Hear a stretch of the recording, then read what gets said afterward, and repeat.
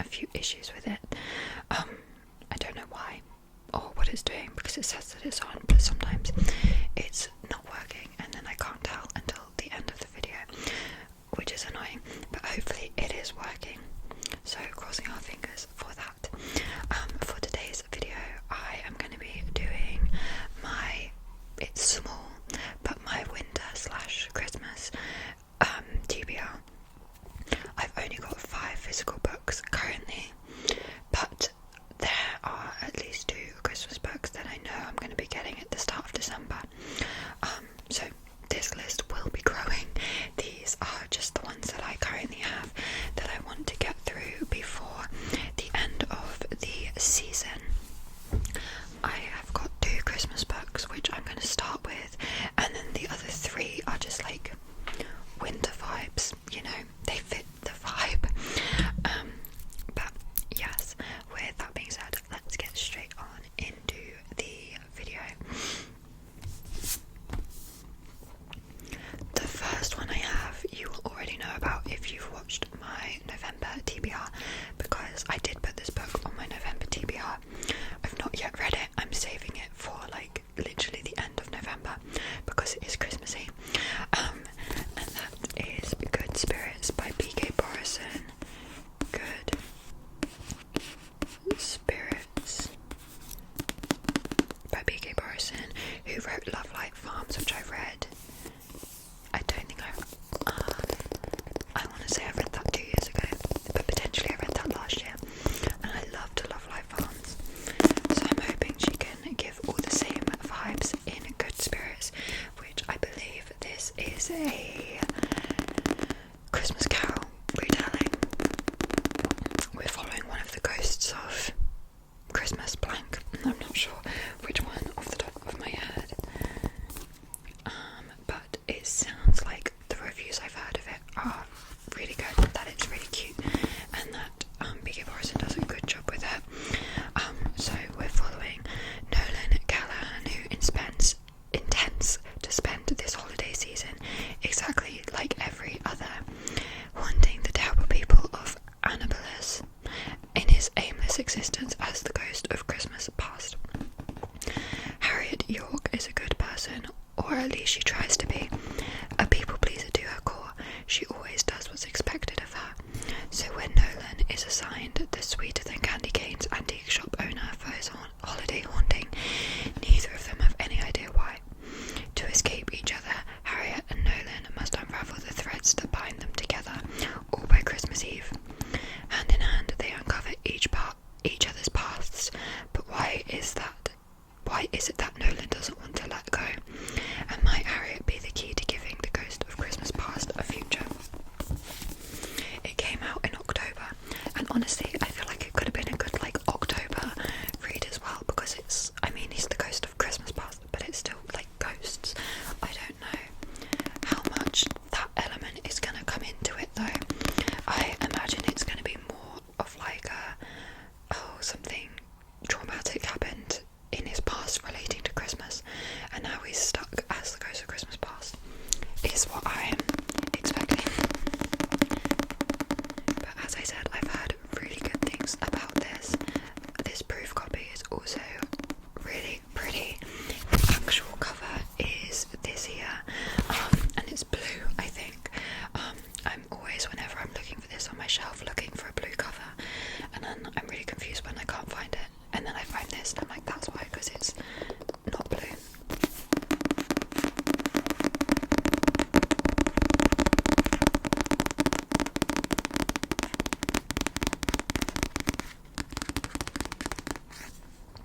She's not exactly Scrooge. I also love the description of them saying that she is sweeter than candy canes.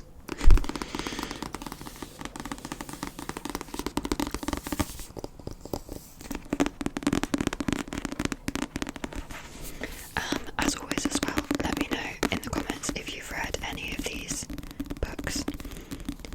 I always like to know what you guys recommend, because it helps with knowing which ones I should read first. But yeah, Good Spirits is the first. It feels quite long. Oh no, it's not. It's like 350 pages. I think the paper is just probably quite thick.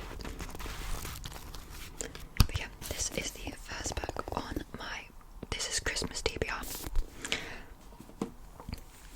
Then the second book that I have as part of my Christmas TBR is technically doubling up as 2 books, because there's another one that's just come out which I know I'm getting at the start of the month, so both of those are on my TBR, but I only currently have one physically, which is The Christmas Tree Farm by Laurie Gilmore, and then the second one is The Gingerbread Bakery. I got this last Christmas, however I didn't read it because technically it's a series with a series order, and so I'd read The Pumpkin Spice Cafe but I hadn't read The Cinnamon Bun Bookshop, so I wanted to read that before reading this one, so I saved this to read it this year. However, I am going to throw all of that to the wind and read The Gingerbread Bakery at the same time as this, because otherwise I'm just going to have to keep it for another year. Also, I think that would mean I would have to read another 2 Laurie Gilmore books before that, and that might be too many in a year. But this is The Christmas Tree Farm. The magic starts here, and this is the 3rd book in the, oh my gosh, what is this series called? It's just the town name, but for the life of me I cannot remember. The Dream Harbour series, book 3. And from the back, I don't know if we've met any of these characters. I'm sure we have, they just haven't stuck out to me. But it says Akira North hates Christmas, which is unfortunate since she just bought a Christmas tree farm in a town that's too cute for its own good. That's why I don't know her, because she's new. Bennett Ellis is on vacation in Dream Harbour, trying to take a break from both his life and his constant desire to always fix things. But somehow fate finds Ben trapped by a blanket of snow at Kira's farm, and despite her grinchiest first impressions, with the glow of the fairy lights twinkling in the trees and the promise of a warming hot chocolate, maybe, just maybe, these 2 lost souls will have a Christmas they'll remember forever. This sounds like my ideal type of holiday Christmas book, like very similar to Love Life Farms. I loved Love Life Farms, if you cannot tell, and I am excited for it. I think the cover is stunning. I've not really heard too many things about this one. Obviously everyone had raved about the Pumpkin Spice Cafe, and then I feel like the series has kind of fallen off a little bit. I really did not like the Cinnamon Bun Bookstore, so that scares me slightly for this one. I'm also hoping that this dog makes an appearance, but these are just very quick and easy books. This says for anyone who ever wished Hallmark Christmas movies were steamier, this one might do the trick. And there's a little map of the town Dream Harbour. So I've got Hazel's house over here, which is from the Cinnamon Bun Bookstore. Logan's farm, which is from the Pumpkin Spice Cafe. We've got the Gingerbread Bakery, the Cinnamon Bun Bookstore. Oh, this is cute. They are the book covers of the books. That's super cute. Okay. And we've got a playlist. What's in the playlist? Christmas Tree Farm by Taylor Swift. Obviously, it's literally called Christmas Tree Farm, which I will say, whenever I see this title, I sing Christmas Tree Farm. White Christmas by Taylor Swift. A Nonsense Christmas by Sabrina Carpenter. Back to December by Taylor Swift. Do you like how I just read the Taylor Swift ones? I Look in People's Windows by Taylor Swift, Because I Like the Boy by Sabrina Carpenter. Mirrorball by Taylor Swift. Santa Tell Me by Ariana Grande. That Boy Is Mine by Ariana Grande. Basically, a great playlist.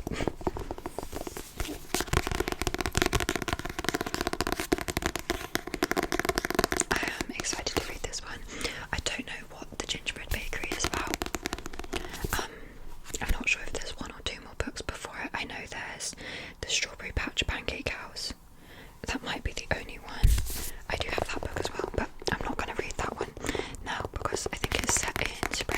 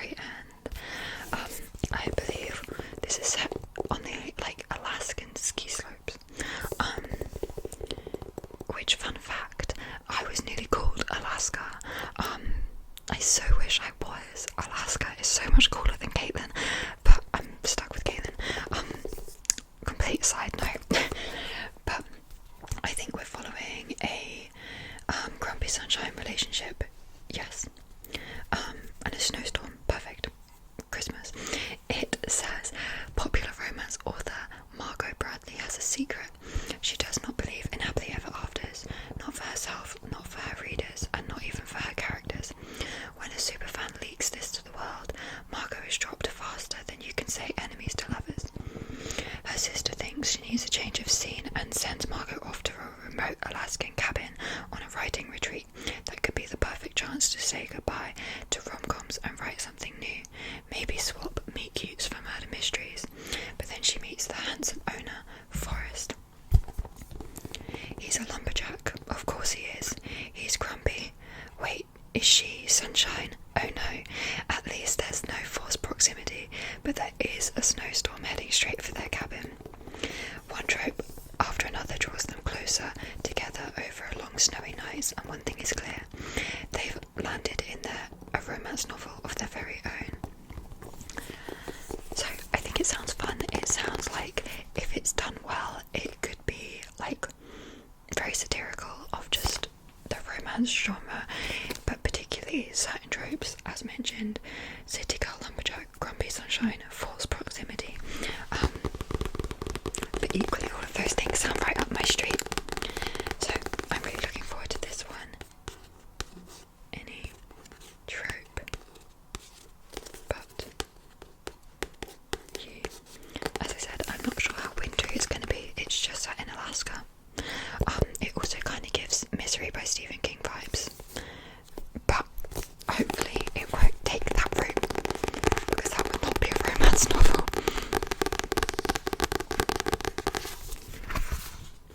I wonder if this book has anything fun. Oh no. One of like my only big triggers in books that I have to be really careful about is cancer, and I swear to you, it happens to me in every book. I swear there'll be no mention of it on the back, but this says to my fellow cancer survivors, so that's fine. We'll be fine. I've been known to like skip big chunks of books before, but hopefully that won't be too much of the plotline. But I think this one sounds really cute. Hopefully I like it. And again, it's only about 300 pages, so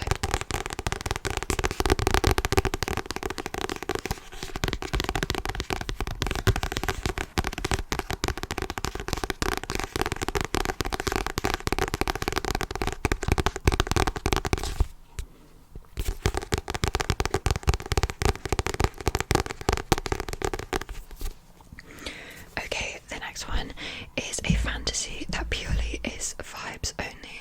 There's no other reason as to why I'm thinking this one gives winter vibes. It may well be set in summer. I have no idea. I've mentioned this a few times on this channel. It's even been on a TBR before, but I decided I wanted to keep it for winter, because does this not just give like winter vibes? I don't know why, but this is Wings of Starlight by Alison Saft. It's a Disney retelling of Tinkerbell, but more specifically, what's her name?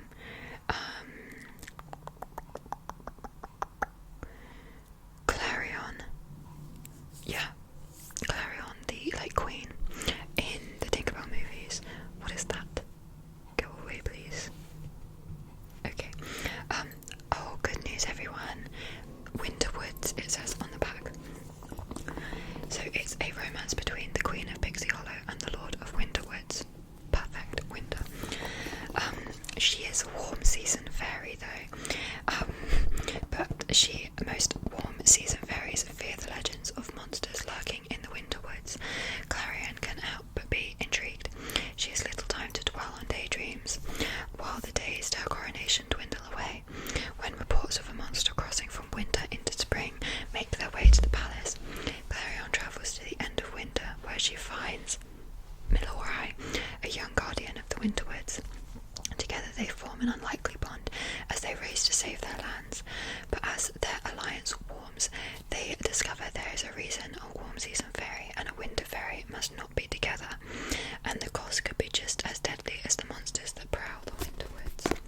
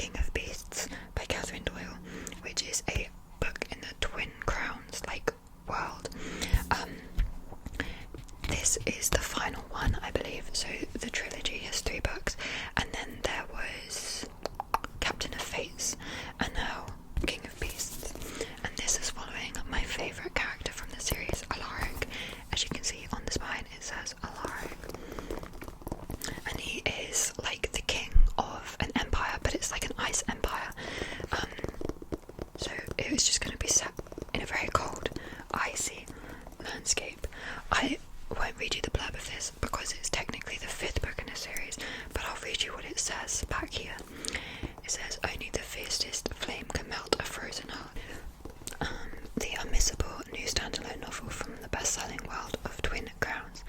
King Alaric Felsing, ruler of an icy empire, a lone wolf, can he be tamed? Lose yourself in an epic new fantasy novel filled with magic, romance, and thrilling action. I love Twin Crowns. I'm very sad that this is the final book in this series, but as I said, Alaric is my favourite character. This is the book cover.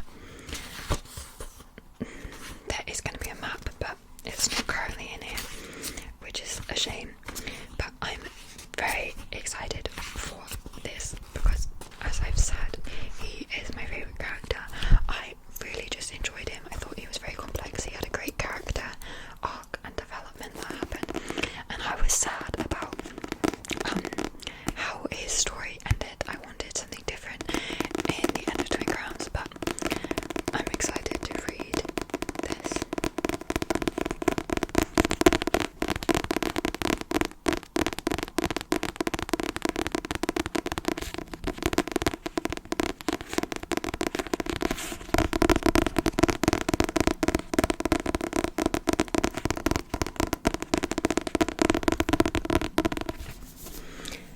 Okay, those are the